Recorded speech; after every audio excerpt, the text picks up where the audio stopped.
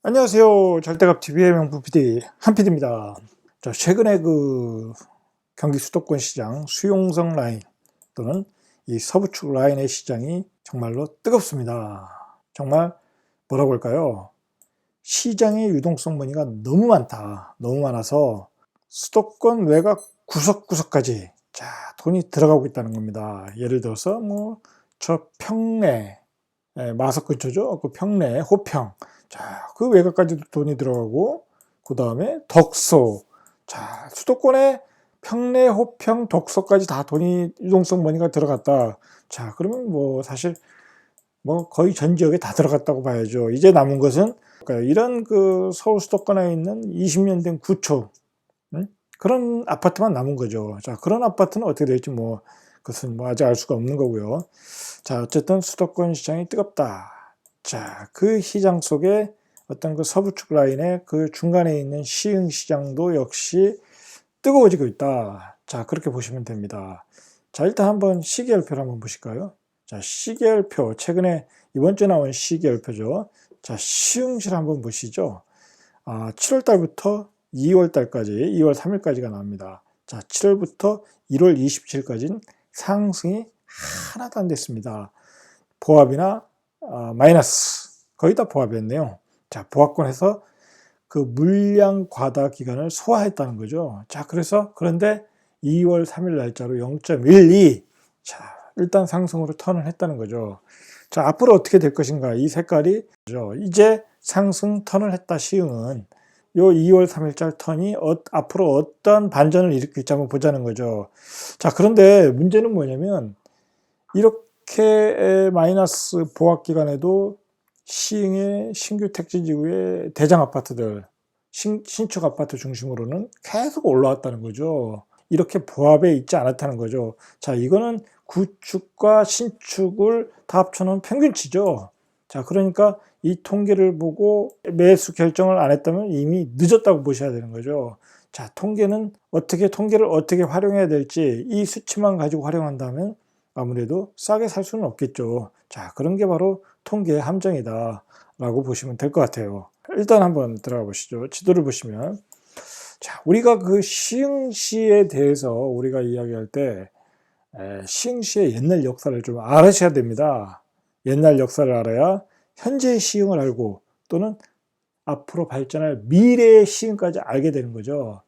우리가 시흥시의 예전에 얘기를 할 때, 시흥시의 예전에 이야기를 할 때, 제가 이제 공부한 바로는 여기 그 논이 있지 않습니까? 농업진흥지역, 이 서해선 지나가고 이쪽으로 매화역 쪽으로 해서 광명역세권으로 가는 신안산선이 지나가고, 어떤 그 철도의 그 부근에 있는 이 땅들, 이 금싸라기 땅들, 이 땅들이 바로 옛날에는 이게 염전이었다는 거죠. 염전. 물이 들어왔다는 거죠. 여기에 지금 갯골 생태공원, 이쪽에 이게 아직도 염전이 있지 않습니까? 그리고 여기가 지금 물이 소래폭으로 해서 이렇게 물이 들어왔다는 거죠. 이 물이 제가 듣기로는 여기까지도 들어왔다는 것 같아요. 옛날에는. 이것을 영조시대인가요? 영조시대 때 호조벌이라고 그랬죠. 그래서 호조벌이라고 그랬던 겁니다. 그래서 영조시대에 이것을 막아가지고 논으로 만들었다라는 이야기가 있습니다. 시흥의 역사는 영조시대에 호조벌을 논으로 만들면서 시작이 된 거죠. 그러면서 이제 그 시흥이라는 도시는 한마디로 이 무주공산, 개척이 안 되는 무주공산의 땅이었죠. 시흥은 애초에 없는 도시였다는 거죠. 이 논이 있고, 예를 들어서 옛날에 이 논을 양반들 아니면 왕실에서 관리하거나 그런 어떤 그 지주들의 땅이었겠죠. 이 땅은. 그리고 예전에 여기에 그 촌락지구가 있었을 것이고, 설해상 근처에 군데군데 조그만 그 촌락이 있었겠죠. 그 정도였겠죠. 여기 우리가 보는 이 150신도시도 여기도 매립을 해서 한국화약에서 그 화약 실험장으로 쓰던 곳인데, 이것을 서울대 캠퍼스에 집어넣으면서 도시를 개발한 거 아닙니까? 도시를 개발하였죠. 여기도 없는 땅이었다는 거죠. 장현지구도 역시 마찬가지죠. 아무것도 없는 땅이었는데 여기에 능곡지구를 하나 만들고, 여기 장곡지구라고 그러죠. 이 두 택지지구를 개발을 했던 거죠. 이 두 택지지구를 개발한 게 뭐겠습니까?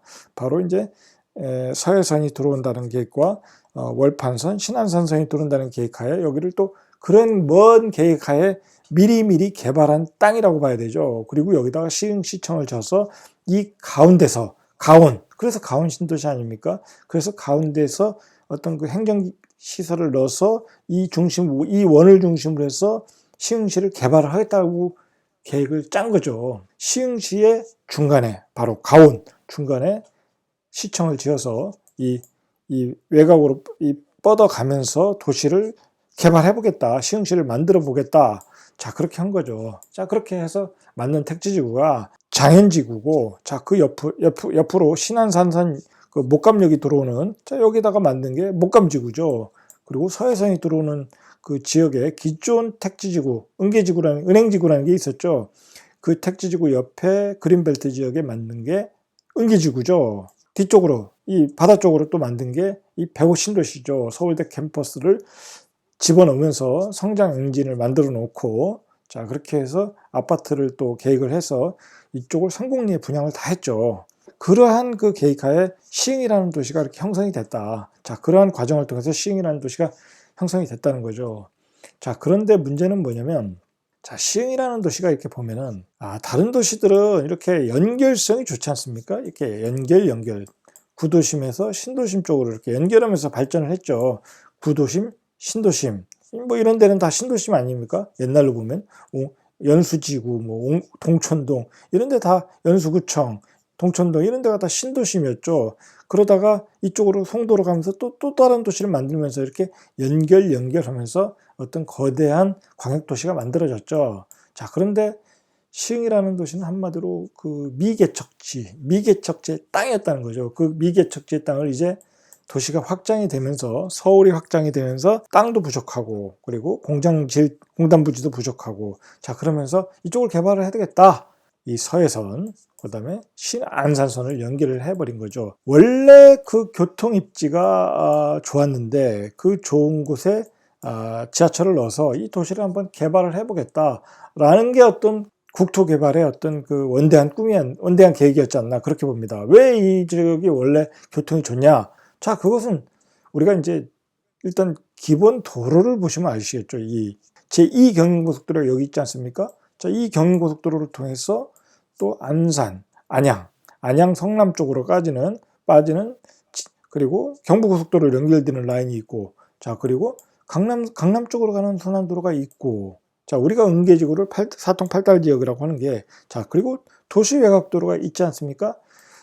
이 얘기는 뭐냐면, 그 서울의 그 주요 외곽도로, 아주 핵심 외곽도로, 서울 외곽순환고속도로, 제2 경인고속도로, 강남고속도로를 다 쉽게 접근할 수 있는 도로가 깔려있는 도시가 바로 시흥이다. 자, 거기에 지하철 노선 2개를 지금 하나는 벌써 이미 건설했고, 건설 중이고, 신안산선 공사 중이고, 월판선 내년부터 공사 들어가고, 자, 그러한 계획하에 이렇게 도시가 지금 만들어지고 있다. 자, 그러한 그 큰 그림을 먼저 보셔야 됩니다. 시흥은 그런 큰 그림 속에서 보셔야 되고, 시흥시에서 그래가지고 여기다가 중앙에다가 시청을 넣고, 그 다음에 택지지구 하나, 둘, 셋, 4개를 만들어서 그 서울의 인구를 빨아들이겠다는 거죠. 자, 그래서 이제 이게 완성될 때 70만이 되겠다는 겁니다. 자, 그리고 기존에 이미 이쪽에 시화공단이 있지 않습니까? 정왕동에. 어떻게 보면 여기가 이제 시흥시의 돈줄이죠. 여기서 돈이 나오는 거니까, 법인세라든지. 그리고 성장 엔진이죠. 자, 여기다가 그리고 시화공단이 있고, 기존에 옛날에 정왕신도시 크게 졌던 거죠. 자, 이런 점을 다 이해를 하시고 우리가 시흥을 바라봐야 시흥의 그림이 보이는 겁니다. 이렇게 도시 계획에 따른 그 인프라들을 가지고 도시를 발전시키겠다고 택지지구를 지정을 하고, 자, 시작을 했습니다. 이 미개척지의 땅에서. 자, 그런데 도시가 과연 성장하기 위해서는 미래의 그 자족 기능이 있어야 되겠죠. 미래의 자족 기능. 자, 그래서 이제 도시가 어떤 성장할 수 있는 성장 엔진이 있어야 되는데, 자, 그게 이제 시흥에서는 이런 시와 공단이었죠. 자, 그런데 이 공단만을 가지고는 조금 모자라는 거죠. 어떤 그 서비스 산업이 발달한다든지, 그리고 이제 시대가 첨단 산업이 체질이 바뀌는 시대이다 보니까, 자, 그런 변화가 필요하다라고 시흥에서는 생각을 했겠죠. 자, 그래서 시흥에서 여기다가 서울대를 집어넣은 겁니다. 자, 서울대가 온다는 건 무슨 의미입니까? 자, 이제 대학원 과정. 자, 애초에는 이제 그런 과정은 아니었죠. 이제 학부도 내려오고 뭐 그런 과정이었는데 그게 이제 바뀌면서 대학원 과정 위주로, 그래서 산학연구단지로 이제 계획 중인 거죠. 자, 그래서 그것을 통해서 뭐 서울대 산학 연구 얼마나 막강하겠습니까? 그 브레인들이 많은데.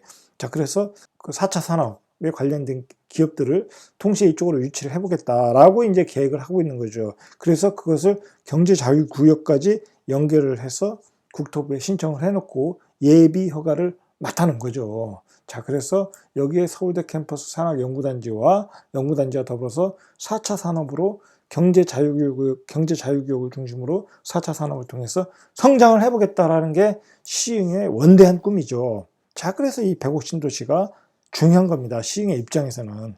왜냐면 그게 우리가 그 은계지구, 제가 처음에도 말씀드리지 않았습니까? 이 은계지구는 이 자체로 봐서는 배드타운에 가깝습니다. 물론 광명시흥 테크노밸리도 시흥의 입장에서 매우 중요한 어떤 산업이죠. 산업단지죠. 자, 그리고 여기 매화동에 매화산업단지가 있죠. 근데 매화산업단지는 뭐 기존의 산업단지, 기존의 그 공장들이 이쪽으로 이전을 해오는 거니까 어떤 커다란 규모는 아니니까. 자, 그렇다 치고, 자, 이 광명 시흥 테크노밸리도 중요하지만 이건 광명과 시흥이 나눠 먹는 거니까, 나눠 먹는 거고, 어떻게 보면 광명 쪽으로 조금 쏠린 맛은 있습니다. 자, 어쨌든 광명 시흥 테크노밸리도 시흥의 어떤 성장 엔진이다. 중요한 성장 엔진이다. 여기서 이제 또 확장되면 또 이쪽으로 신안산선 쪽 이쪽으로 또 확장이 들어갈 수 있으니까 개념이다. 이거 역시 중요한 개념인데, 시흥에서는 바로 이제 이쪽이죠. 경제자유구역 통해서, 그리고 VCT, 자, 그리고 이쪽에 관광산업, 뭐 이쪽에 또 기존의 제조업, 이쪽을 통해서 어떤 성장을 하겠다라는 계획이죠. 자, 그런데 제가 이제 처음에도 말씀드렸듯이 은계지구는 배드타운에 가깝다. 자, 장현지구도 역시 행정복합타운이라고 봐야 되는 거죠. 여기가 무슨 어떤 산업단지가 들어오고 그런 단지는 아니죠. 아직까지는 그런 계획도 없고. 그리고 여기 목감지구도 역시 서울 출퇴근하시는 분들 아니면 경기도 쪽으로 출퇴근하시는 분들이 많이 들어오는 거죠. 주거지로서만 이용하는 배드타운에 가깝다는 거죠. 시흥시의 입장에서는 그런 것이 아쉬운 면이 있는 거죠. 아쉬운 면이 있다는 겁니다. 시흥시가 발전하기 위해서는 이 도시 전체가 은계지구, 장현지구, 목감지구, 150신도시, 그리고 정왕, 구도심, 자, 이런 데가 자족 기능을 가져서 충분히 이렇게 성장 엔진을 가지고 가야 되는데, 그런 점이 안 되는 배드타운에 가깝게 택지지구들이 어떤 그 성격을 가지고 있다는 거죠. 이 도시의 존재 이유라는 게 뭡니까? 도시의 존재 이유를 우리가 한번 찾아서 들어갈 때 장현지구도 역시 배드타운. 자, 장현지구의 강점이라는 게 뭡니까? 트리플 역세권 아닙니까? 신안산선, 서해선, 그리고 월판선. 자, 이게 다 강남 판교로 출퇴근하는 거, 여의도로 출퇴근하는 거, 뭐 김포공항으로 출퇴근하는 거, 그런 접근성으로 지금 강하게 매수자들이 매수를 하고 있는 요인이 바로 그런 요인이지 않습니까? 자, 그렇다면 여기도 역시 배드타운이다. 자, 그렇게 일단 보셔야 됩니다. 목감도 마찬가지고. 자, 그런 점에서 어떤 시흥시의 어떤 한계점이 있다. 한계점이 있는데, 자, 그것을 극복하려고 하는 게 바로 150신도시의 경제자유구역, 그리고 서울대 캠퍼스의 산학연구단지, 또는 뭐 앞으로 추진할 VCT, 자, 그러한 개념이라는 거죠. 그리고 물론 이제 신안산선과 그리고 여기 서해선이 들었으면 그걸 기반으로 해서 이 지역이 뭔가 개발이 되겠죠. 산업단지도 이제 계속 들어올 수 있고, 그 자족 기능을 메꾸어 나간다는 게 또 시흥의 앞으로의 숙제이고 계획이라고 봐야 되겠죠. 이렇게 좋은 노선들이 들어오는데 이 땅이 이 땅의 효용의 가치가 높아지겠죠. 그러면서 어떤 뭐 예를 들어 다른 뭐 기관이 들어온다든지, 뭐 다른 산업단지가 만들어진다든지, 대학이 들어온다든지, 예를 들어서 그렇다는 겁니다. 토지 이용 개발에 어떤 그 적극성을 띨 가능성이 많다. 토지 효용에 대한 가치가 높아질 가능성이 많다. 자, 우리가 왜 그렇게 봐야 되냐면, 저는 제가 이제 뭐 나이가 50대 중반이다 보니까 제가 이제 서울 수도권에서 여러 군데서 살아봤습니다. 뭐 안산도 살아보고 뭐 서울도 살아보고 뭐 안 살아본 데가 없습니다. 이 역마살이 껴서 그런지 많이 살아봤습니다, 제가. 자, 그러다 보니까 제가 그 도시가 개발되는 것을 많이 봤겠죠. 이제 어떻게 보면 저의 장점이죠. 자, 오래 살았던 사람의 장점이다. 뭐 요즘 30대 분들이 뭐 이 안산에 개발되는 과정, 안산이라는 도시를 뭐 부동산 지역 분석을 통해서 알겠지만 저는 예를 들어서 안산도 오래 살아봐서 그 역사를 다 알죠. 어떻게 알았냐? 자, 보시죠. 안산, 안양 다 알죠. 예전에 그 안산이라는 도시는 이 쉽게 말해서 여기 한양대 캠퍼스밖에 없었습니다. 한양대 캠퍼스고 물론 이제 반월공단이 먼저 들어왔죠. 반월공단 이렇게 완성된 반월공단은 아니었죠 그때는. 자, 그리고 여기 어디죠? 여기 신부동인가요? 중앙동인가요? 여기 예술인 아파트가 있죠 어딘가. 자, 예술인 아파트가 있습니다. 호수동인가 여기. 자, 이쪽에 예술인 아파트가 있습니다. 자, 그것만 가지고 시작한 데가 안산이었습니다. 한양대 캠퍼스 이전에 반월공단, 그리고 예술인 마을, 그리고 한양대 캠퍼스. 자, 요 정도만 있었습니다. 이쪽에 뭐 상록수 마을, 그 다음에 여기 신부동 이런 거 하나도 없었습니다. 하나도 없었습니다. 이게 다 완성이 된 거죠, 나중에. 자, 그런데 이게 완성이 왜 됐겠습니까? 자, 바로 이 지하철 노선, 4호선이 들어오면서부터 이 지역이 개발이 됐겠죠. 이 4호선 노선도 황금 노선 아닙니까? 사당역으로 해서 강남으로 가는 노선 아닙니까? 자, 그리고 이 4호선이 들어오면서 바로 평촌과 삼본, 의왕 이런 도시들이 다 만들어진 겁니다. 이게 안양도 옛날에 외곽이었습니다. 요즘 뭐 안양도 시세가 어마어마하지만 이쪽이 안양 구도심이겠죠. 자, 그런데 이 평촌, 뭐 어디야, 삼본, 의왕, 뭐 군포도 옛날에 구도심이었죠. 군포도 옛날에 그 오뚜기 공장 있고 그런 구도심이었죠. 자, 그래서 저도 옛날에 그 고속터미널에서 이 안산으로 갈 때 그 맨날 그 오뚜기 공장을 지나면 그 카레 냄새를 맡으면서 갔던 기억이 나는데, 자, 이 4호선 하나가 이렇게 도시를 만들어낸 겁니다. 자, 중요한 거는 이 과천도 바로 그 당시에는 없었다는 겁니다. 제가 예전에 젊었을 때, 아주 젊었을 때 바로 이 4호선 라인이 들어서면서 과천이 만들어지고 안양, 이 평촌, 삼본, 여기가 군포네요. 자, 여기는 다 벌판이었고 없었고 뭐 공장이 있었던지 뭔지 잘 모르겠지만 어쨌든 도시가 없었습니다. 자, 그래가지고 이 군포에 조금 구도심이 있었고, 자, 이쪽도 의왕 쪽인가? 이쪽도 허벌판이에요. 여기 아직도 허벌판이네요. 자, 이 삼본 쪽 뭐 다 허벌판이었던 거죠. 자, 이 도시가 다 만들어진 게 바로 이 4호선 라인이다. 4호선 라인을 통해서 과천부터 안산까지 이거 다 만들어진 겁니다. 이 지하철 노선의 하나의 힘이 이렇게 큰 겁니다. 이 도시만 만들어졌습니까? 자, 보십시오. 도시만 만들어진 게 아니죠. 여기 서울예술대학교, 이 대학도 들어왔습니다. 이게 서울예술대학이 무슨 대학입니까? 명동에 있는 서울예전 아닙니까? 자, 도시만 만들어진 게 아니죠. 도시가 만들어지니까 종합병원도 들어오고 뭐 여러 가지가 다 들어온 거죠. 그리고 공단도 더 크게 들어오고, 그래서 오늘날의 이 그랑시티 자이가 태어난 겁니다.